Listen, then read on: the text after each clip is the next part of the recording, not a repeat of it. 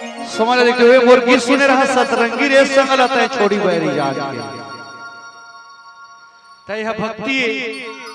यह सत्संगी चला थे सतरंगी न हुआ ये सत्संगी रे ये सत्संग ला मत छोड़ बैरी जान के यही यही तोर काम के कर ले भगती अभिराम के एक दिन तोला जाना पर ही सुबह नहीं तो शाम के आओ अंतिम गीत ओखर बाद मन से सदा सम्मान विदाई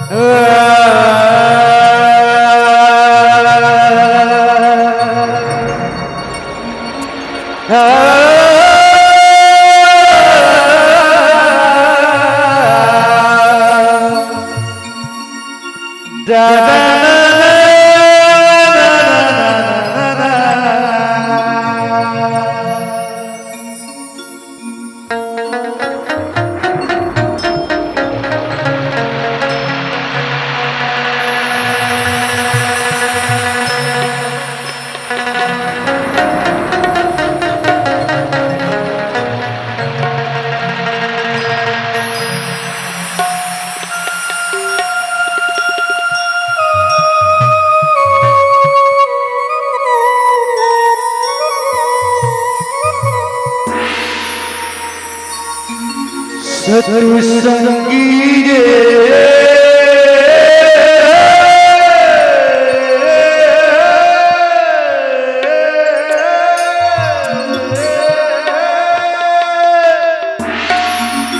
सत्संग छोड़े जान के सत्संग छोड़े जान के सत्संगी सत्संग छोड़े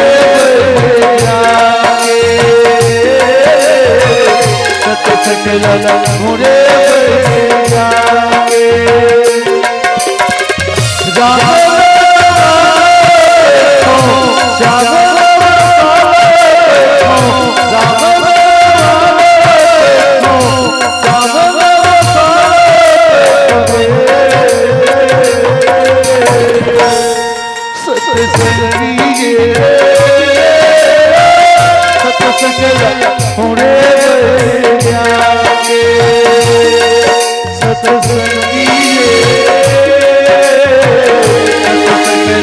छोड़े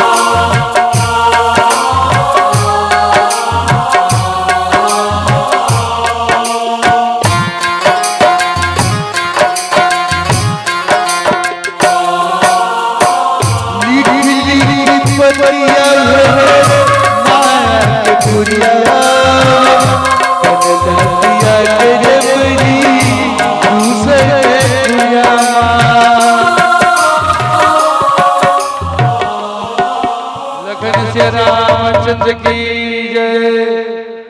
बंद करो समय गड़बड़ा गया।